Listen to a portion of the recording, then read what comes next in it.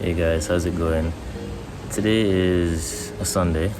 It's April 24th and it is probably, if I'm gonna guess, somewhere between 11:30 and midday. It's a really overcast day though, and I bought this little it's supposed to be a sunshade. A lot smaller than I thought it would be because the car is there. So at least it should, if I need to sit and chill for a bit at a point, I can cover up with it. Now, the point of today's video is to kind of run through the engine harness and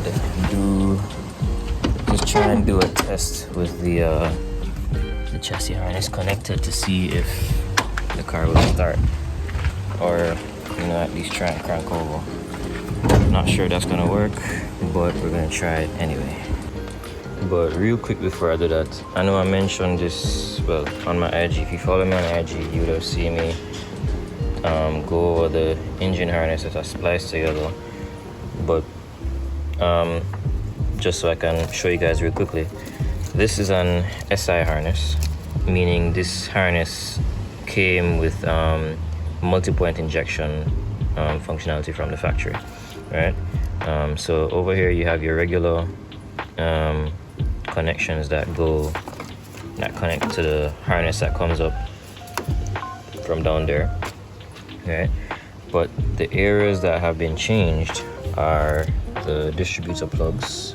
This is an OBD1 distributor, and I swapped out those plugs to match.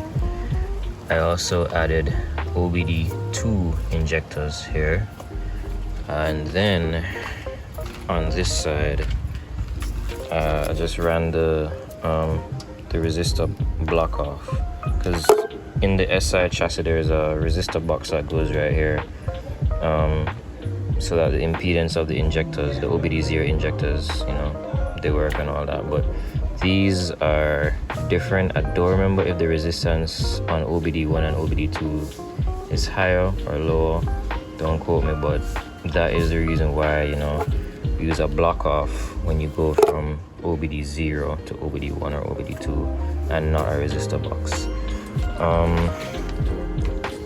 That being said, if you try and start, you can run OBD1 and 2 injectors on an OBD0 computer as long as you have this and not the resistor box connected. So there's that.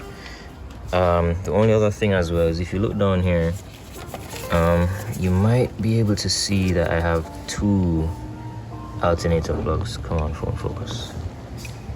Alright, so this is an OBD0 connector in my hand. However, I have an OBD1 connector spliced into it just because I wasn't able to get a different alternator just yet. I did buy that this morning. I have an OBD2 alternator that I'm going to put in here and just remove those 2 ends and put the correct end on it. I also extended the fan switch right here because it's located on the thermostat housing here, and ran the TPS to here. I do need to extend the map sensor when I run the other harness into connector right here. I used to have a original map sensor that goes here, but I'm not sure where that is now. And then the last thing that I'm gonna need to do is to plug up the IAC valve. So that connection is right here. That's this one right here. It does reach to the connection, which is right under this piece, but this intake needs to be shaved slightly because the clip can't fit between the plug and the manifold itself. It gets stuck. The gap is really tight. But that's essentially it for the harness. Rain is starting to come down, so I'm gonna see just how quickly I can get the wires running. I'm not gonna do it neatly just yet. I just want to plug everything up just to see if it will work. it will start and to see where I'm at. But the rain's kind of coming on pretty heavily now, so I'm gonna have to wait for a bit. I made a mistake and I lost a tripod for my phone somewhere in this mess. So I don't think I'm gonna be able to record myself running the harness in. I mean, you guys know how it goes, to go through that hole and then cross there, and next thing you know, it should be done if I just, yep, and there we go. Like, it's pretty much running. Everything's pretty much in. I'm using the original cluster, the DX one without the tack. Fuse box is in. I need to put the fuses in. Chassis harness is in. It's connected out here on the engine side. Something that's kind of puzzling me though is that there's usually a plug that goes right here that I realize is not on this harness. So I'm wondering if because this is here, maybe we don't use this one anymore. I'm not 100% sure. I'm gonna look that up. But apart from that, everything is connected so far. I do need to solder back, or just, well, I'm not gonna solder it for right now. I'm just gonna reconnect the wire that was here that goes to the external coil, battery in, and then I need to find my charge harness that I've misplaced, the one that goes from here and connects to the starter as well as the battery.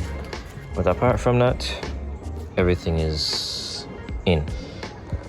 Alright, so I mean, when you're working on your car, guys, just try to pay attention to what you're doing and keep track of your stuff, because I don't know where that harness is and it's starting to drizzle again, so I might not be able to do this today.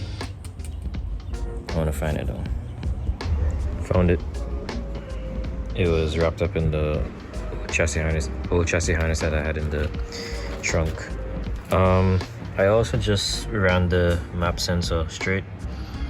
I did cut the other one off the old harness to connect to it, but I'm just gonna use this now to test. I just need to get this hooked up, and then I'm not going to try and start it. I'm just gonna see if I can get everything to power up, and then maybe I'll try and start it. Okay, all right, so here we are. Everything is pretty much connected. I have one of the old PM6 ECUs plugged up right now. I'm not using the OBD1 computer. I don't have the jumper harness for that right now, but I kind of just rested the cluster, the original cluster right here. I have everything connected to that. The fuse box is just dangling here. Everything is connected, that and that. Push to start kit has been reconnected. And I connected the battery just now and I heard a beep, so I think that means that everything is connected as it should be. So I'm gonna try just getting ignition power here. So yeah, all right, let's see. All right, so I pressed the button once, press it twice. All right, I do have the main relay disconnected right now. The check engine light is not going away. So something ain't right.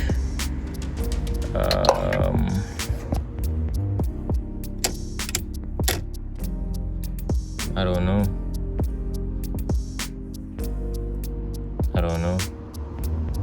But I'll figure it out. Alright, trying this again with the main relay connected. So one press. Just realized I missed the ground wire. So I need to go back and double check to make sure I haven't missed any others. Maybe this might be part of my problem. I'm hoping.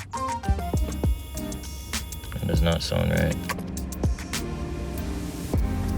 Alright, something just came to my mind that it might have something to do with maybe the thermostat right here.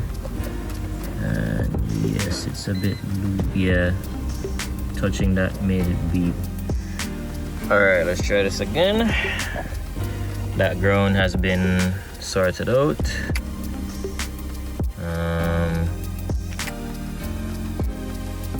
No buzzing. Check engine light is still there. I didn't hear the pump.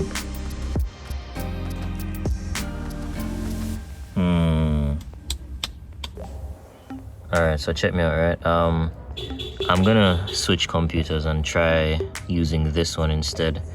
This is what actually came with the harness that I bought and everything. The one that's there now is one I got free from a friend, so maybe something is wrong with that one. I'm gonna try this one instead and see if this fixes my problem. Alright, let's try this again.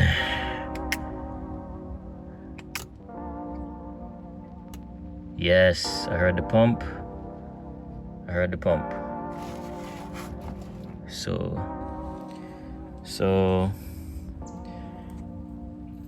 I'm wondering if because I don't have the external coil connected to my distributor, maybe that's triggering the check engine light. I don't know, but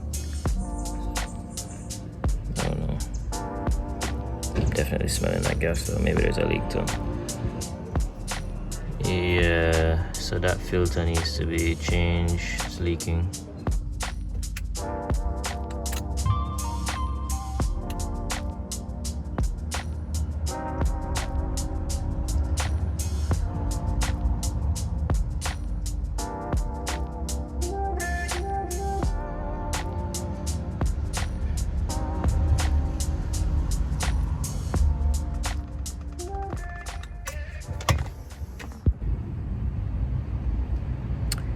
So that was very stupid of me, and I'm annoyed that it took me a whole month to realize what I did wrong.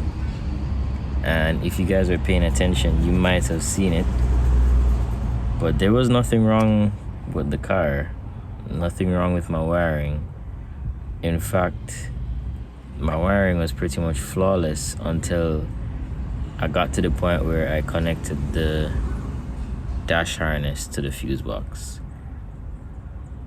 I swapped 2 plugs, and yeah, I put the blue plug where the white plug should have gone, and that threw a whole bunch of I don't want to say errors, but basically it was giving me the impression that I was having grounding issues when everything was grounded, and that's what kept puzzling me, because for this past month I've been checking every single ground on this car, double checking, triple checking, and all this time I just had the plugs swapped. So as a result, you know, the car just wouldn't start. And the check engine light was staying on because it was being powered, even though the check light comes straight from the ECU. So yeah, just pay attention to what you're doing when you're working, guys. So the car is fine, actually. But in the meantime, while I was getting all of that checked out, I did go ahead and put the dash back in. Still gonna need a new dash eventually, because as you can see right there's broken out. The dash is cracked, as I had mentioned before. So I will change this in the future, but just for the sake of right now, I put it back in, and I even installed the radio, which works. I found the little cover for the fuse box. I'm gonna mount the mount this better, but I just stuck it right here for now. What else did I do? I installed my exhaust, swapped out my distributor, and I installed my new filler piece, the corner lights, and the bumper lights. Now I know that this doesn't line up properly, but that's because I'm missing the clips to, you know, keep it secured. Basically, I'm missing that on both sides, so it looks real goofy right now because these clips are broken. So I need to get replacement clips. My fenders are still lost somehow, and the new bumper is lost somewhere, so the car is just looking real sad right now. But until those turn up, I just put them on just to get some more space in my backyard. The last thing I have to do right now is I want to install these bolts for the exhaust, for the header and the full exhaust to join up, and then I'm gonna give the car a jump start to see what it sounds like. Alright, so I let it get dark the other evening, and I wanted to record a video for you guys of the car starting up so you can see and hear everything clearly. But you know, the sun went down a whole lot quicker than I anticipated, so I'm gonna jump the car now with this one behind me so we can see and hear how it sounds.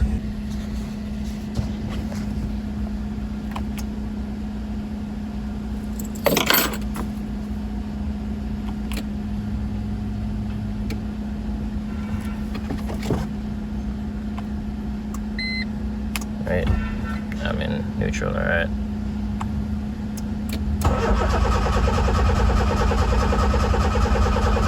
Probably out of gas. One more try.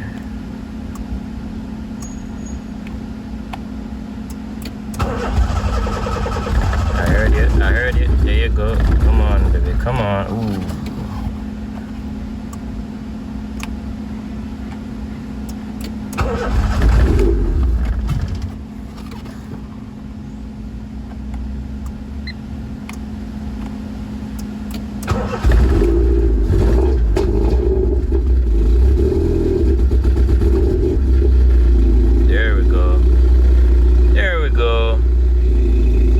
And here we are running off an OBD0 ECU.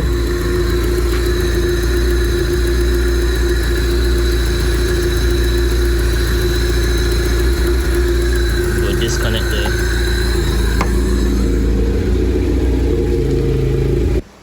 Alright, so yeah guys, I just wanted to disconnect the jumper cables before this thing ran out of gas. And I also noticed that I have a slight coolant leak there and a slight oil leak under there from the distributor right there. But yeah, as you guys see, the car runs. It's not idling smooth just yet. I do have one or two sensors to connect. For example, I do have a check engine light for this. This is the intake air temp. No sensor connected right now. And this sensor down here, well, this plug rather, actually goes to the idle air around here. But as I may have mentioned before, I need to clearance the back of the manifold because the plug isn't fitting in between the manifold and the sensor itself. But yeah, all the wiring is good, all the wiring works, the engine runs. Just a few problematic areas to take care of. That being said, if you weren't aware of it, as I was not prior to doing this, you can run this engine on an OBD0 computer using an OBD1 distributor and OBD2 injectors, because that's what I have right here. You just need to make sure that your pinouts are correct. You take your time, you do your wiring, you make sure you use the correct injectors if you're using a resistor box or not, and you make sure that you do your block off or your tie off with the resistor plugs correctly.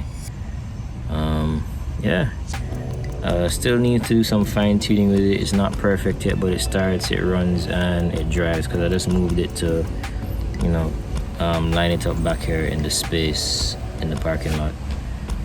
But yeah, I just want to say thank you guys so much for watching. I really appreciate the support. I know that I haven't been consistent with my videos, and I'm gonna be a little more inconsistent for a while, but I promise you guys it's gonna be worth the wait if you guys stick around and subscribe. I have a lot more info coming out about working on these cars. I have a real passion for them. I really love them, although this is just only my second one, but I'll definitely say that this is my favorite chassis. So one more time, thank you guys so much. Don't forget to like, don't forget to share and subscribe. Peace.